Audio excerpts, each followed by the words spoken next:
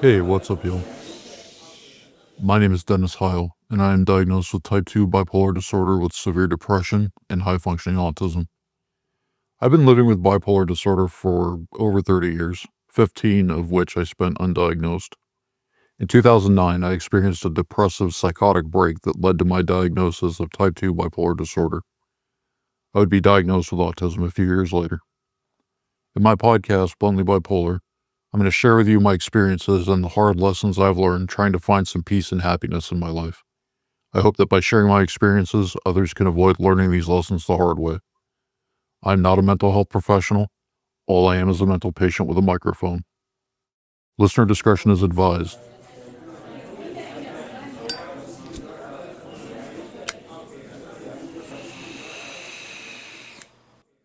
This is an open letter to suicide loss survivors. I've been around too many suicides, though one is too many, really. I had friends and casual acquaintances who have completed, friends and family of friends, and even a coworker. I lost a good friend, and a good friend who was my ex-girlfriend, and I've been part of trying to provide some emotional support to people who lost others. Many mental illnesses, like bipolar disorder, are genetic. That's also true for my family on the maternal side. The stories I was told about my relatives' suicides were far too relatable, rooted in mental instability, loneliness, isolation, and depression. I've spent quite a lot of time in suicide bereavement groups over the years. Not as much as bipolar groups, but still quite a lot. There's some things I picked up, thought a lot about, that may be of benefit to you. And I'm going to share them all with you in this episode. The first thing that you should understand is that losing someone to suicide is a traumatic experience. If we turn to the American Psychological Association's explanation of a traumatic experience, they tell us that trauma is, quote, any disturbing experience that results in significant fear, helplessness, dissociation, confusion, or other disruptive feelings intense enough to have a long-lasting negative effect on a person's attitudes, behavior, and other aspects of functioning. End quote. Because suicide is a traumatic experience, it can lead to PTSD and other problems further down the road. Problems like the images of the person's body being stuck in your brain, or hypervigilance and fear of other people completing suicide, or avoiding close relationships to avoid another loss are some of the most common examples I've heard. Not to mention the emptiness, numbness, anxiety, and unhealthy coping skills. When it comes to traumatic experiences, your best opportunity to interrupt the development of severe long-term problems and PTSD is to speak with a grief counselor who can guide you through the process of grief. They should be able to help you process the trauma when it's fresh, to lighten that load early so it doesn't get heavier and heavier as time goes on, as trauma often does. That brings me to my next point. Time alone does not necessarily heal all wounds. Sometimes, all time does is make problems worse and makes them more difficult to heal from. Consider this. You're about to embark on a journey through a rainforest. Now, you can study maps, you can read books, you can do all kinds of prep work, but you can still end up lost. Instead of making your way through, you may just end up wandering around in circles instead. The same thing can happen with grief. A grief counselor is like a trail guide through the rainforest. Yes, it's possible that they can get lost too. However, they are more likely to make their way through in an efficient way because they understand the environment and know the path. In my opinion, the saying time heals all wounds is a platitude that people say because they don't know what else to say. Or alternatively, some of those people have found their way through the rainforest purely by luck and circumstance. But in my personal experience, that seems to be quite rare because of how complicated this kind of loss can be. I would not rely on wandering through a rainforest by myself. If I had to go through it, I'd be looking for a trail guide, a grief counselor who can help me find my way. And that brings me to the common saying, there is no wrong way to grieve. That's a difficult statement. The problem is the way that people tend to understand the word grief. Grieving is an actual process your brain goes through to deal with bad situations. Your brain does things like decides it needs to feel angry or to cry right now. But we interrupt the grieving process because we have shit to do. I can't sit around and cry. I got to go to work. There's family to take care of, groceries to buy, stuff to do, always more stuff to do. So many of us end up not grieving. Instead, we just feel the pain and carry it without processing it. Now, as I understand it, what happens is that you essentially kick that grieving process down the road, and that can lead to something mental health professionals call complicated grief. After a person experiences a loss, they go through a period of what's called acute grief, which is typically raw and very intense early on. But as a person goes through the grieving process, the intensity is supposed to lessen so you can adapt to the loss over time. It won't disappear altogether, but it should get less heavy and intense. Complicated grief, on the other hand, is when a person stays stuck in their acute grief. It stays intense because the person isn't processing the way they should. Let me give you some examples.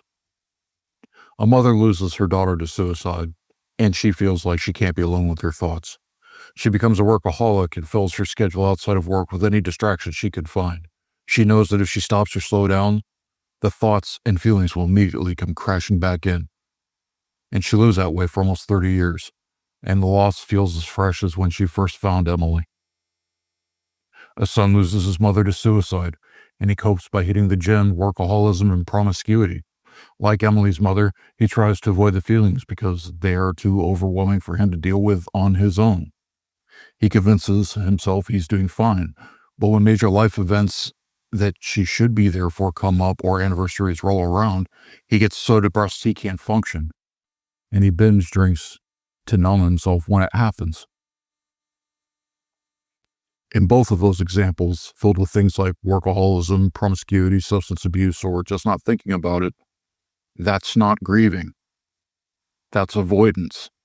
Yet in situations like these, I've seen time and time again where others who didn't know any better would say, there's no wrong way to grieve, to justify those unhealthy survival habits.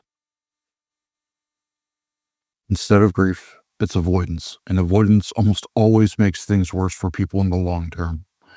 None of those things actually help anyone process the grief because they're not feeling the emotions that come with it. Avoidance is not grief. And if you happen to have a mental illness on top of it, then the whole situation becomes even more complicated. Because some of the hardest times I've had with bipolar disorder were when I lost people to suicide. Not only did I have to deal with the heaviness of the loss, but I also had to deal with a stark reminder of what easily could be my own death. You can't outrun or avoid the pain of loss.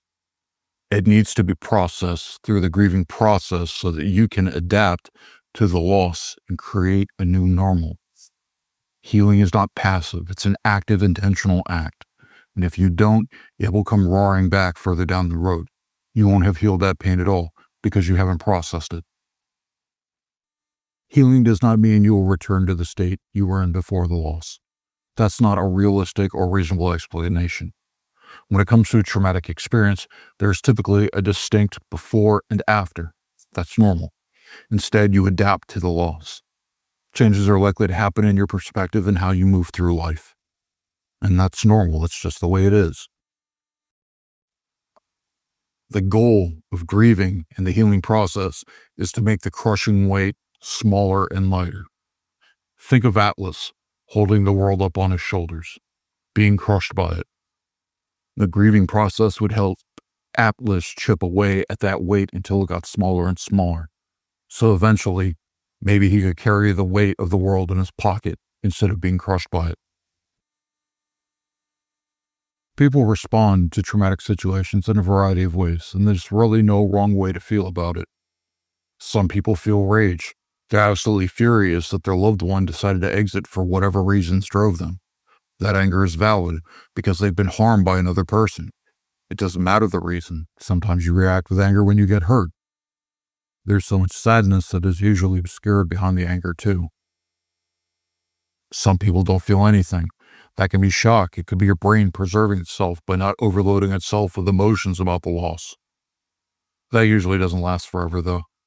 Typically, the emotions will come roaring back in sooner or later, like a tsunami after the water has pulled away from the coast, devastating everything in its path. Some people feel overwhelming guilt. As they say, hindsight is 2020, and they pick themselves apart in all the ways that they feel they came up short. They tell themselves things like, I should have known something was wrong, or I could have done more. Maybe, but I don't believe that makes it their fault.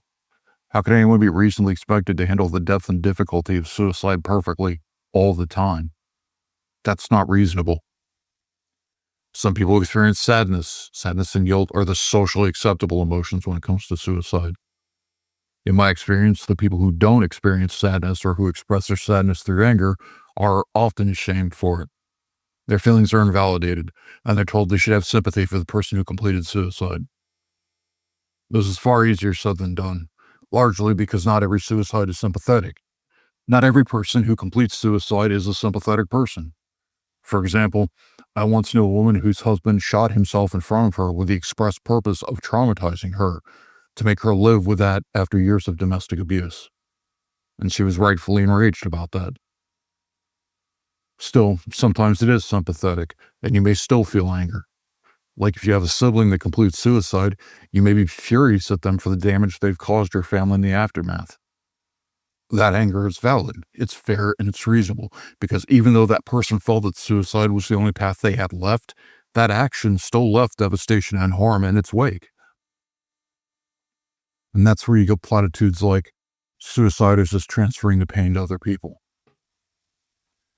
Now, the most common appeal I've heard over the years is, that person was in pain and suffering, you should have sympathy for them, in regard to the person who completes suicide.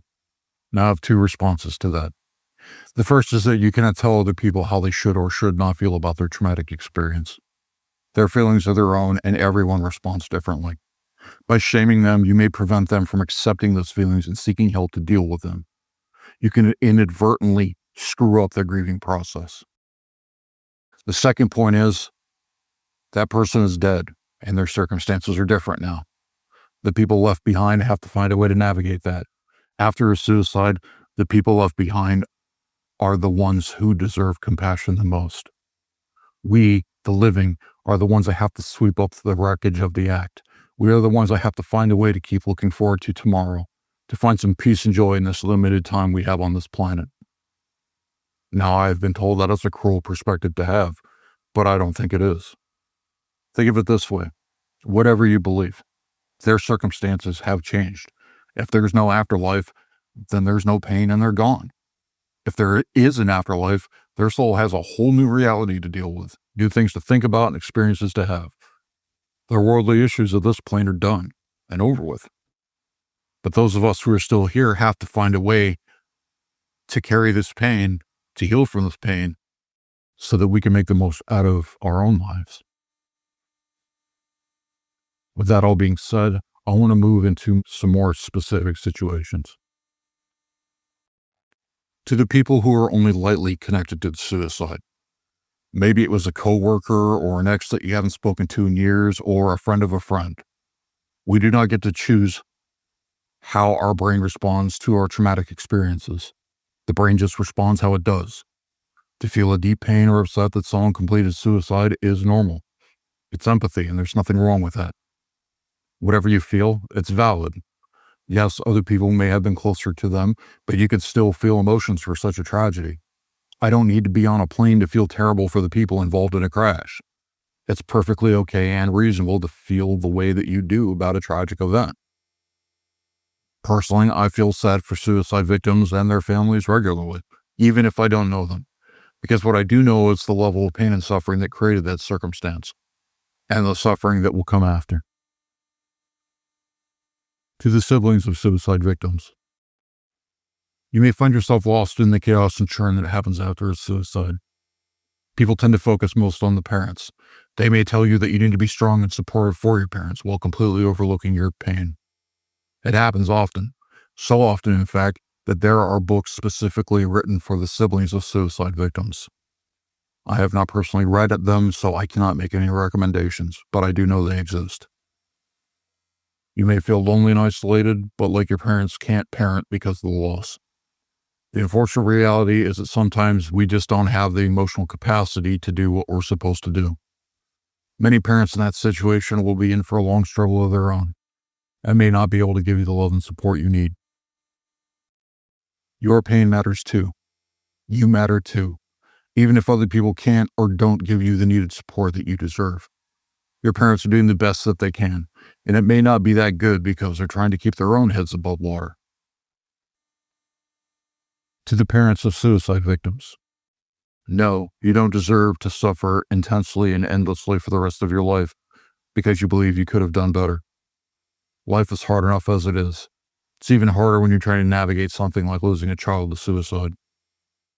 You may find that you tell yourself things like, I should have known something was wrong, or I should have known better. I would counter that with the thought that I think you were doing the best that you could, even if you feel like you fell short.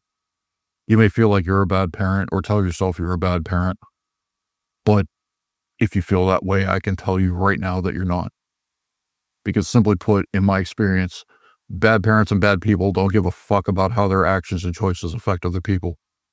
The fact that you care, that you feel guilt or remorse or whatever else you feel, despite whatever struggles you face, would lead me to believe that you're not a bad person. You may not get life right every time. You may have had struggles of your own that kept you from being the parent you wanted to be, but that doesn't make you a bad person. It makes you human. Alternatively, a bad parent might use their loss to maliciously manipulate other people. And I don't mean something like sincerely asking for help or support. Instead, I mean things like trotting out the trauma anytime they don't want to take responsibility for their bad behavior. I once knew a woman who did this so often that it resulted in a divorce, no contact with her other kids, and multiple GoFundMes to milk as much money and sympathy out of people as she could. She was a manipulator before it happened, and her child's suicide just became another tool in her toolbox after. She was a terrible person. Now, people will commonly tell you that you need to keep going for your kids. And while that is true, you also need to keep going for yourself. Because as far as we know, we only get one crack at living this life. And you don't deserve to spend the rest of it in abject misery or drowning it in unhealthy coping skills. You deserve the ability to make the best of your life, regardless of the circumstances. To the people who have lost their one true love or soulmate, as I've gotten older, I've come to disagree with the idea of a one and only. What I eventually came to realize is I was doing a great disservice to the women that I've been fortunate to love and be loved by when I compared or ranked those loves. Every love is different. It's certainly true that some loves are deeper than others. However, why does it have to be a competition? Why do we rank our loves? If your partner has completed suicide, they have removed the human element from the relationship. Instead of loving that person, you may continue loving an idealized version of who they are. And no living person can compete with that. They're no longer here to be messy, make mistakes, and do the things that humans do. Yes, it's true that you may never have another love like that, particularly with the emotions that are amplified through the intensity of grief and trauma. However, there's no reason to compare loves. You can build something new, something different with someone else. You can find and create another love, and that love may be even more beautiful. But if you feel guilty or like you failed your partner, that can be a hard sell. Maybe you feel like you deserve to suffer. To that, I would say, I don't believe anyone does. Suicide is ultimately in the hands of the one who attempts it. The idea that we can prevent every suicide is often an attempt to gain a sense of control over something we ultimately have no control over. If someone wants to exit this life, they will find a way. You can't watch them 24/7, nor should you have to. Hell, some people find a way to complete suicide when they're impatient, or alternatively, they know the system well enough to know how to present themselves as stable so they can get out and go make an attempt immediately after. Does that mean suicide prevention is pointless? Absolutely not. But when it happens, you have to remind yourself that ultimately you can't control other people. Then there is the challenge of moving on and finding another compatible partner. It adds another difficult layer to the relationship because that person has to be emotionally secure. If they're not, they may feel jealous of lingering feelings for your lost loved one. However, if you grieve, the intensity of those feelings will reduce and you'll be able to adapt to the loss, hopefully. That doesn't mean it will go completely away. You want to consider questions like, does this person have the ability to be emotionally present for me on the hard days? Is this person jealous that I love someone so much? Is this person forcing me to carry my grief by myself or cry alone? Are they making my pain about their insecurity? And don't get me wrong, I'm not saying that you should immediately jump back into relationships and romance. That could easily turn into avoidance. Instead, all I'm saying is that you shouldn't have to spend the rest of your life alone. You don't need to compare the loves you experience in life. Every man, every woman, every person is a star, and they all have their own unique beauty and trajectory through the night sky that is life. Yes, you may never have another love like that again, but you may also find something different, deeper, or even more fulfilling if you'll allow yourself to, if you'll allow yourself to heal. To the person who lost someone to suicide under bad terms, by that I mean, maybe it's a parent you went no contact with because they were destructive. Maybe there was someone who was severely mentally ill in an unsympathetic way. Maybe they were someone who completed suicide out of spite, like after a breakup or to harm you. Maybe they were abusive and troubled in life. It's likely that your emotions are going to be more complicated because it may reopen all of those old wounds. That seems obvious, but what isn't obvious is that it also reopens the question of what could have been. You may find that you have to mourn what you didn't have, like if your parent was abusive. You may mourn that you never have the chance to experience a healthy parental relationship or the possibility for reconciliation in the future. You may find yourself angry because they chose to hurt you. Some people do that. They just want to traumatize the people they perceive to have wronged them on their way out. It's not sympathetic, and sheltered people don't realize that it's a thing that happens. Even still, you may feel bad for that person because you understand that they weren't in their right state of mind. These two conflicting feelings are both valid, even if they exist at the same time. Someone in a healthy psychological state isn't likely to view suicide as their last option, and they certainly aren't going to do it with the express purpose of traumatizing other people when they go. Mental illness is not pretty, and it's often not sympathetic when you start getting into the extreme ends. And I think what helped me most is a thought that comes from the philosophy of Stoicism. I think from Marcus Aurelius. Why would a person choose to do the wrong thing if they knew there was a better way? Every wrong decision we make punishes ourselves. Yes, that person may have been horrifically abusive or a terrible person. However, I also have to think of how lonely living that way must actually be. They can't have sincere love, people they trust and that trust them, or the depths of intimate relationships that safety and security provide. They often assume that other people are just like them, so they may be paranoid about falling victim to someone who is like them. What a tragic way to live, particularly if it's driven by childhood trauma or mental illness. Some people have the cards stacked against them so high that overcoming their issues may seem impossible. And I do want to insert a caveat here, that I personally believe that everyone can improve the quality of their mind and life if they had access to the support and resources that they need. I don't believe anyone is truly hopeless, but convincing someone else of that is hard if they come from a rough background. I think about the times my mental illness has caused me to act in terrible ways. And I know that no one would choose that if they believed there was a better option.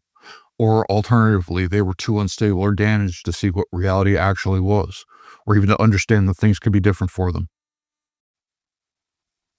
I have seen people in that position be shamed before. They're told they should have sympathy and understanding for their difficult lost loved one. Suicide loss is complicated to begin with. Losing someone who is destructive or harmful to you adds another layer of complication to an already difficult situation. Even if you feel like you don't belong in suicide bereavement groups, you do. Your pain and conflicted emotions are valid.